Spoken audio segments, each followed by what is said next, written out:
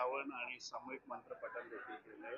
या कार्यक्रमाचं आयोजन करण्यामागचा आपला उद्देश काय? आपला कार्यक्रम प्रत्येक ठिकाणी आपण जेव्हा बघतो महाशिवरात्री सारखे नवरात्री असू दे, महाशिवरात्री असू दे, अनेक आपले सगळे असतात, गणेश चे आयोजन असतात. आपल्याकडे भारतामध्ये कर्म आणि कर्मकांड किंवा भक्ती ह्याच्यात जराही कमी नाही. त्याच्या मागे जोडलेले ज्ञान आणि ज्ञानाबरोबर ते जोडलेली फलश्रुती ही खूप कमी ठिकाणी मिळताना दिसते. आज गर्दी तर जमते, अगदी तीर्थक्षेत्री जमते, बाकी सगळं जमतं, पण ती नुसती गर्दी जमा करणं हा एक उद्देश झाला, त्याच्याबरोबर त्याची फलश्रुती. तर आम्ही आता याच्यामध्ये जी शिवसाधना आहे त्याच्यामधून जे शिवपुराणमध्ये सांगितलेलं आहे की याच्याने माणसाच्या मध्ये त्वरित त्याचे रोग बरे होतात, किंवा पतंजली योग दर्शन जे आपला ग्रंथ आहे त्याच्यामध्ये उल्लेख आहे की तसं प्राणायाम आपल्याला बाहेर 3 प्रकारचे करताना दिसतात. त्याच्यामागे पतंजली योग दर्शन दिलेलं आहे चतुर्थ प्राणायाम नावाचा एक विशेष प्रकारचा प्राणायाम आहे, जो राजयोगचा प्राणायाम म्हणून धरला जातो, ज्याच्याने माणूस 1 तासात का अर्ध्या तासात 2 तासाच्या तो हील होतो, बरा होतो.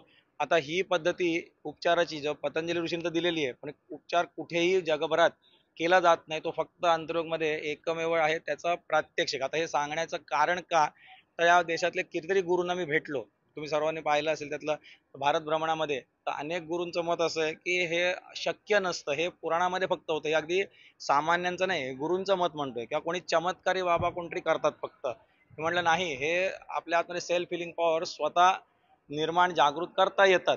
हे जर मला करता येतात या अनुभवाने, तर ते बाकी सगळ्यांना पण जरूर करता येतील याचं प्रात्यक्षिक दाखवण्यासाठी. तर काही काही गुरूंनी त्यांना सांगितलं गेलं, तुम्ही आमच्या गुरुकुलात या आणि आम्हाला दाखवा. चॅलेंज काही लोकांनी केलं होतं, मी नावं घेत नाही इकडे. तुम्ही म्हटलं की मग मी तुमच्या गुरुकुलात येऊन करणार नाही, तुम्हाला शिष्य बनून ते पहिले शिकायला लागेल. मग म्हणते आपल्याकडे याच्यामागे एक प्रयोजन आहे.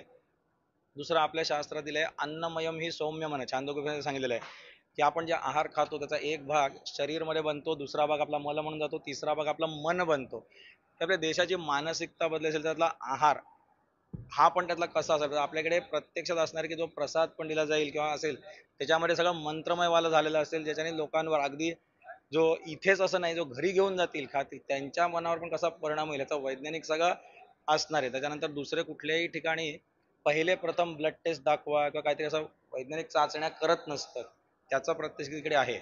दुसरं 24 तास आयोजन का, बाकीच्या सगळ्या ठिकाणी हे फक्त संध्याकाळचं वगैरे करतात. आपल्या शिवपुराणामध्ये दोन्हीचा उल्लेख आहे, जो 24 तास करतो ह्याचा पण उल्लेख आहे आणि रात्रीचा पण उल्लेख आहे. तर 24 तासाचं प्रयोजन असं आहे की जो सत्ययुगामध्ये 10 वर्ष तपस्या आहे, तीच म्हणजे त्रेतायुगामध्ये सांगितलेली 1 वर्ष, तीच सांगितलेली द्वापार युगामध्ये 1 महिना, आणि तीच कलियुगामध्ये 24 तास जो करू शकेल, दिवस रात्र, यज्ञ असू दे, अभिषेक असू दे, तुमचं साधना असू दे, त्याचा जप वगैरे काही असू दे, असं सतत आयोजन करणारे 24 तासात आज जास्तीकडे होत नाही. तर त्या प्रकारचं पण आयोजन आपण त्यामुळे ठेवलेलं आहे. त्याच्यानंतर आज भारतामध्ये बरेचसे आपले म्हणजे दोष आपण जे म्हणतो, पत्रिका जेव्हा माणूस बघतो त्यात पितृदोष नावाचा एक दोष असतो, आपले पूर्वज मुक्त झालेले नसतात. तर त्यामुळे आपले कितीतरी कामं आपले अडकतात. म्हणजे लोकांचे 20-20 वर्षापासून त्यांचे अडकले असतात, कोणाचे लग्न होत नाहीत, कोणाचे नोकऱ्या होत नाहीत, कोणाला मुलं होत नाहीत, असे अनेक प्रॉब्लेम असतात. तर आमच्याकडे रेग्युलर शिबिर आम्ही जे करतो, ज्याच्यामध्ये 15 दिवसाचा हा खरा शिबिर असतो, ज्याच्यामध्ये पितृऋण मुक्ती म्हणून शिकवलं जातं लोकांना. त्वरित 20 वर्षात त्यांचे अडकलेले कामं त्यांची होतात, मग त्याचं प्रात्यक्षिक म्हणून ते आज रात्री होणार आहे, ज्याच्यामध्ये ती साधना डायरेक्ट, म्हणजे त्यातलं 20 दिवसाचं ज्ञान झालं, पण ज्ञान सत्राच्या नंतर जी साधना आहे ती रात्री असणार आहे.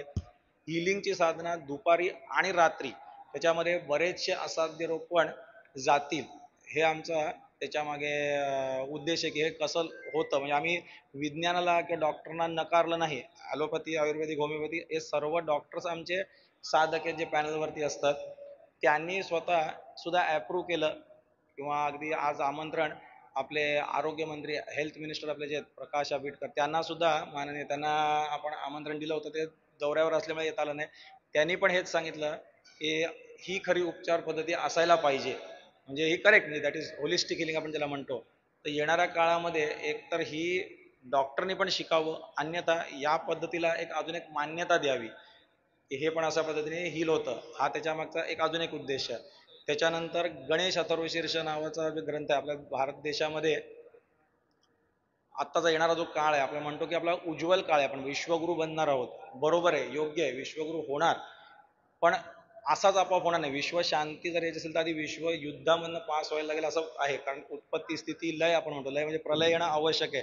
त्याच्याशिवाय ते होणार नाही. त्या ठिकाणी आज आपण बऱ्याच ठिकाणी जर का बघत असाल, देशातले अनेक मोठ्या मोठ्या गुरूंनी भविष्यवाणी पण दिलेली आहेत. अगदी आमची स्वतःची पण युट्यूबवरती आहे भविष्यवाणी, की येणारा काळ हा खूप चांगला नाही. जर बरेचसे आपदा, प्राकृतिक आपदा येतील. बरेच करोना कुठे संपला नाही, अजून मोठा त्याच्यापेक्षा 20 पट ते 30 पट स्ट्रॉंगवाला असा यायचा आहे काळ, जिथे लोकांना ना धन असेल ना त्यांना राहण्यासाठी सोय असेल, अशा जो काळ सगळे सांगतात. महाकुंभामध्ये पण पाहिलं असेल, अनेक संत तिकडचे पण सांगतात.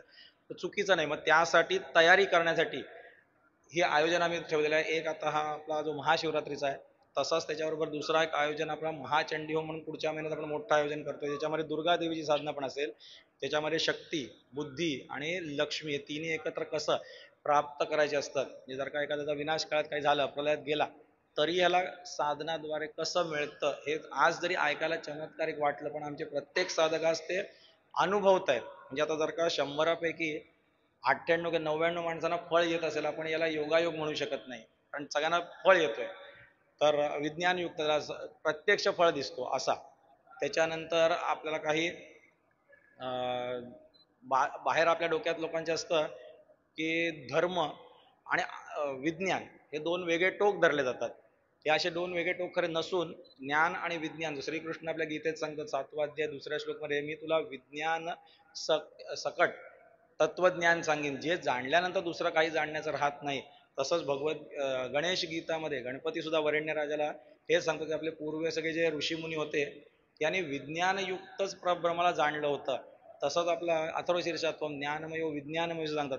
तर विज्ञान हा काय असतो, तर आपल्याला अनुभूती देणारी गोष्टला विज्ञान म्हणतात. म्हणजे आता जर का मला शिवसाधना हे परमेश्वराचं काम, पण त्याच्याने जर का मला काही रोग स्वस्थ होत असेल मी, तर मला ब्लड टेस्ट दिसला पाहिजे. मी इकडून जे साधना, मी इकडे जे काय आता तुमचा हा माईक वगैरे सगळे जे आहेत, हे काय ते विद्या आहे. मग कसं स्वतःला हील करायचं, तयारी करणं, आपण ते अडवू शकत नाही. झालं तर सर्वात चांगलं, जर झालं करोना आपण लोकांनी पाहिलेलं किती भयानक असतो, तर आपल्याला ते हील कसा करायचं साधना ते शिकवलंय. जर का काही भूकंप काय बोलले, काही आपल्याला परिस्थिती खराब झाली, चला खराबच झाली का विचार करतात, चांगल्यापासून अजून चांगलं का नाही होऊ शकत. तर श्रीविद्या नावाची विद्या आहे ती, जर का आपल्याला काही नेतासारखं, नेता म्हणजे पॉलिटिकल फक्त नाही, कशातले बिझनेसचा हेड बनायचं असेल किंवा कशातही प्रगती करायची असेल, यासाठी श्रीविद्या अशा अनेक गोष्टींचे शास्त्रांचं आज प्रात्यक्षिक असणार आहे आज आज दिवसभरात. आणि म्हणून मी सांगेन की तुम्ही फक्त सकाळचं नाही, संध्याकाळी रात्रीच्या सर्व कार्यक्रमाचं प्रत्यक्षात पण बघावे, असं असं आहे. अजून शब्द जे पोचतात किंवा आपण जे माईक असतो, जे आपण काही करतो, हा विज्ञान. तर आपल्याला शास्त्राचे सांगितले आहे, श्रद्धावान लभते ज्ञानम.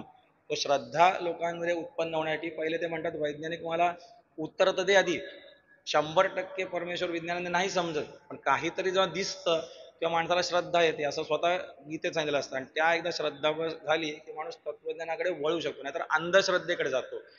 तर नुसते चमत्कार नाही, उलट आमचं म्हणणं आहे की चमत्काराला नमस्कार करू नका, नमस्कार नीट करा, तर चमत्कार तुमच्या जीवनात होतील. इनफॅक्ट आमचं म्हणणं हे आहे, हे माणूस नीट नमस्कार करत नाही, चमत्काराची वाट बघतो. आम्ही म्हणतो तुझा अहंकार सोड, कुठेतरी गुरुकडे वाग, साधना शिक, तर तुझ्या जीवनात आपोआपच चमत्कार होतील. आणि त्या कशा होतात, त्या विज्ञानाच्या द्वारा पण कशा दिसतात, याचं प्रात्यक्षिक हे त्यातलं महाशिवरात्रीचं आयोजन, त्यातला हा मुख्य उद्देश आहे. त्याच्यानंतर येणारा काळ, जसं मी बोललो की तो रोगाच्या दृष्टीने पण तो बऱ्याच लोकांना बरेच रोग येण्याची